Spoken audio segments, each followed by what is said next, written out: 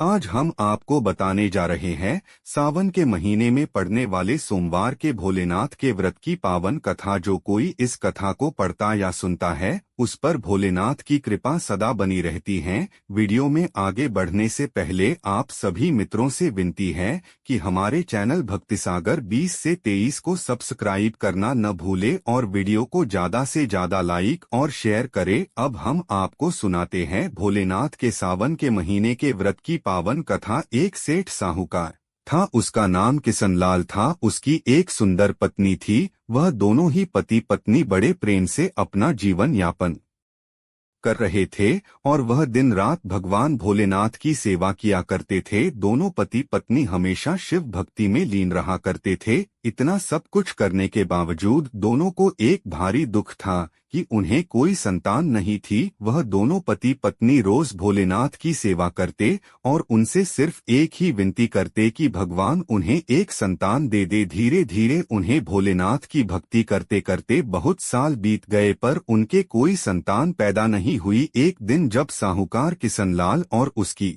पत्नी सुलोचना भगवान भोलेनाथ की पूजा कर रहे होते हैं तो माता पार्वती उन दोनों पति पत्नी की पूजा देख रही होती है। तो वह भोलेनाथ से कहती है कि हे नाथ, यह साहूकार आपका इतना प्रिय भक्त है और यह कितने मन से आपकी सेवा करता है, तो आपको इसकी इच्छा पूरी करनी चाहिए। और अगर इतनी पूजा करने वाले भक्त की इच्छा आप पूरी नहीं करेंगे तो इस संसार में कोई क्यों आपकी पूजा अर्चना करेगा। इसलिए हे नाथ, आज आप इसकी जो भी मनोकामना हो आप उसे पूरा करें, मेरी भी यही विनती है आपसे। तो भोलेनाथ माता पार्वती से कहते हैं, हे देवी, यह साहूकार मेरा अनन्य भक्त है पर मैं इसकी इच्छा पूरी नहीं कर सकता हूँ। इन दोनों पति पत्नी के भाग्य में कोई संतान नहीं है और संतान प्राप्त करने के लिए ही यह दोनों मेरी इतनी सेवा करते हैं, पर मैं इनकी कोई सहायता नहीं कर सकता हूँ। तो देवी पार्वती भोलेनाथ से कहती है कि हे नाथ, आप तो तीनों लोक के स्वामी हैं और ऐसा कोई कार्य नहीं है जो आप नहीं कर सकते हैं। आज आपको इस भक्त की इच्छा पूरी करनी होगी। देवी पार्वती के बार बार आग्रह करने पर भोलेनाथ मान जाते हैं और साहूकार को पुत्र प्राप्ति का वर दे देते हैं। पर वह माता पार्वती से कहते हैं, हे देवी, आपके कहने पर मैंने इस साहूकार को पुत्र प्राप्ति का वरदान तो दे दिया, पर देवी यह पुत्र केवल 12 वर्ष तक ही जीवित रहेगा और 12 वर्ष की आयु पूरी होने पर यह पुत्र मृत्यु को प्राप्त हो जाएगा। इससे ज्यादा मैं इसके लिए और कुछ नहीं कर सकता हूँ, क्योंकि इनके भाग्य में संतान न होने पर भी मैं इन्हें संतान देता हूँ। भाग्यवश माता पार्वती और भोलेनाथ दोनों की बात साहूकार सुन रहा था, इसलिए न तो उसे प्रसन्नता हुई और न ही कोई दुख हुआ। वह हमेशा की तरह भोलेनाथ की सेवा करता रहा। अब कुछ दिन बाद साहूकार की पत्नी गर्भवती हो जाती है और उसके गर्भ से एक सुंदर पुत्र का जन्म होता है। सारे घर में खुशियां मनाई जाती है, पर साहूकार को अपने पुत्र की 12 वर्ष की आयु जानकर अधिक प्रसन्नता नहीं होती है और वह पहले की तरह ही भोलेनाथ की सेवा भक्ति करता रहता है। धीरे धीरे पुत्र की आयु 11 वर्ष की हो जाती है और साहूकार की पत्नी अपने पति से कहती है कि स्वामी, हमारा पुत्र बड़ा हो गया है, अब हमें अपने पुत्र का विवाह कर देना चाहिए। पर साहूकार तो जानता था कि उसकी आयु सिर्फ 12 वर्ष की है, इसलिए वह अपनी पत्नी से कहता है कि पहले हम अपने पुत्र को काशी जी पढ़ने के लिए भेजेंगे, बाद में इसका विवाह करेंगे। और साहूकार वहां से चला जाता है और अपने साले अर्थात बालक के मामा को अपने घर बुलाता है और उनसे कहता है कि तुम मेरे पुत्र को काशी जी पढ़ने के लिए ले जाओ और रास्ते में जहाँ से भी जाना गरीबों और ब्राह्मणों को भोजन कराते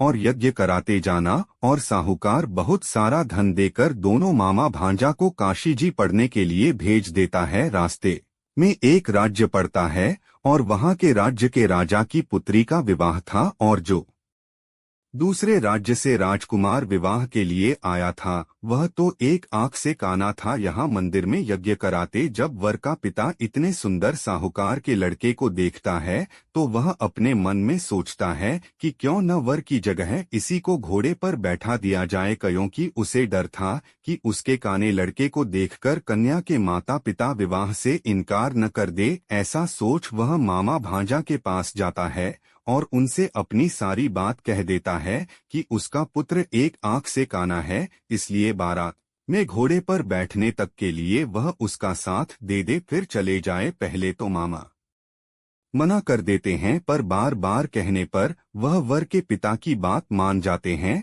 और साहूकार के लड़के को दूल्हे के कपड़े पहनाकर घोड़े पर बारात में बैठा दिया जाता है। और जब बारात राजा के दरवाजे पर पहुंचती है तो दूल्हे को देख सभी प्रसन्न हो जाते हैं। दूल्हे का टीका होता है और फिर मामा भांजा वापस जाने लगते हैं तो वर का पिता उन्हें बलपूर्वक रोक लेता है और कहता है कि फेरे और हो जाने दो, फिर चले जाना। तो मामा भांजा मना कर देते हैं, लेकिन वर का पिता उनसे कहता है कि यहाँ से गए तो जीवित नहीं रहने देगा। इस कारण वह दोनों रुक जाते। जैसे ही फेरे पूरे होते हैं तो लड़का दुल्हन की चुनरी पर लिख देता है कि तेरा विवाह तो मेरे साथ हुआ है, पर जिसके साथ तुम्हें विदा करेंगे वह तो एक आंख से काना है और मैं तो काशी जी पढ़ने के लिए जा रहा हूँ। इतना करके वह मामा भांजा वापस चले जाते हैं और जब सुबह दुल्हन कपड़े बदल रही होती है तो वह अपनी चुनरी पर ऐसा लिखा देखकर अपने पिता से कहती है कि हे पिताजी, यह मेरा पति नहीं है। मेरा विवाह जिसके साथ हुआ है वह तो काशी जी पढ़ने के लिए गया है। और राजा विदा करने से इनकार कर देते हैं और बारात वापस चली जाती है।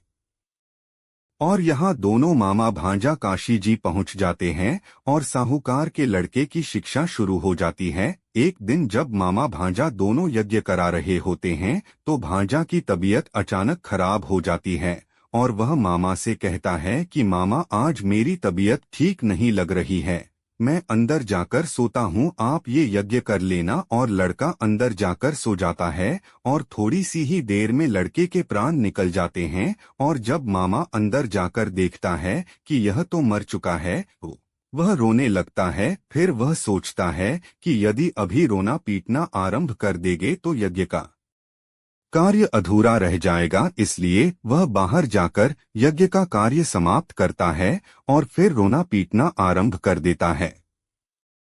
संयोगवश उसी समय माता पार्वती और भगवान भोलेनाथ दोनों भ्रमण पर निकले होते हैं और जोर जोर से रोने की आवाज सुनकर उस यज्ञ की ओर देखने लगते हैं। और वहां उस मृत लड़के को देखकर माता पार्वती भोलेनाथ से कहने लगती है कि हे नाथ, ये तो वही साहूकार का पुत्र है जो हमारी कृपा के कारण पैदा हुआ था। जो भगवान भोलेनाथ कहते हैं, हाँ देवी, यह वही पुत्र है, पर इसकी आयु इतनी ही थी जो यह जी चुका है। तो माता पार्वती भगवान भोलेनाथ से कहती है कि हे नाथ, कृपा करके इसे और आयु दे दीजिए, वरना दूसरी तरफ जो इसके माता पिता है उन्होंने भी प्रण कर रखा है और वह घर की छत पर जाकर बैठ गए हैं। उनकी प्रतिज्ञा है कि यदि उनका पुत्र सकुशल वापस आ जाएगा तो वह नीचे आ जाएंगे, वरना छत पर से कूदकर अपनी जान दे देंगे। इस पर भगवान भोलेनाथ कहते हैं, देवी, इसकी आयु इतनी ही थी, अब इसे मैं और आयु नहीं दे सकता। पर माता पार्वती के बार बार आग्रह करने पर भोलेनाथ साहूकार के पुत्र को जीवित कर देते हैं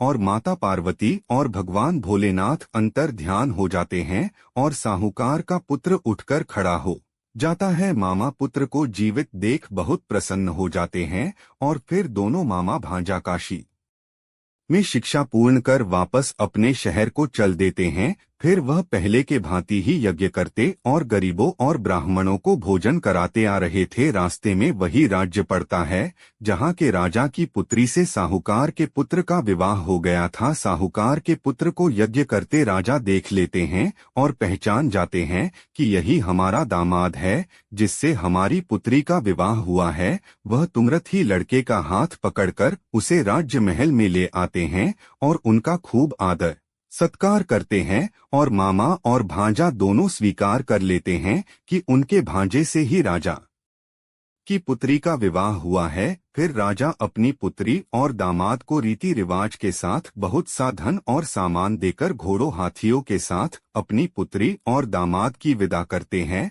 जैसे ही वह अपने शहर के निकट पहुंच जाते हैं तो मामा भांजे से कहते हैं, हे पुत्र, पहले मैं तुम्हारे घर जाकर तुम्हारे माता पिता को सूचित करता हूँ, तब तक तुम आ जाना। और मामा जैसे ही घर पहुँचते हैं अपने बहनोई और बहन को छत पर बैठा देखते हैं तो वह तुरंत ही छत पर जाते हैं और उनसे कहते हैं कि आपका पुत्र आ गया है। तो साहूकार और उसकी पत्नी को यकीन हो नहीं होता है। फिर मामा शपथ पूर्वक कहते हैं कि आपका पुत्र अपनी स्त्री सहित आया है। तो साहूकार यकीन कर लेता है और दोनों माता पिता नीचे आ जाते हैं और अपने पुत्र और बहू का स्वागत करते हैं। इस प्रकार मित्रों, जो भी भक्त भोलेनाथ की पूजा पूरी लगन और श्रद्धा से करता है, भगवान भोलेनाथ उसकी सारी मनोकामना पूरी करते हैं। और सावन के महीने में तो भोलेनाथ बहुत ही प्रसन्नचित रहते हैं। इस महीने में जो भी भक्त उनकी इस कथा को पढ़ता या सुनता है वह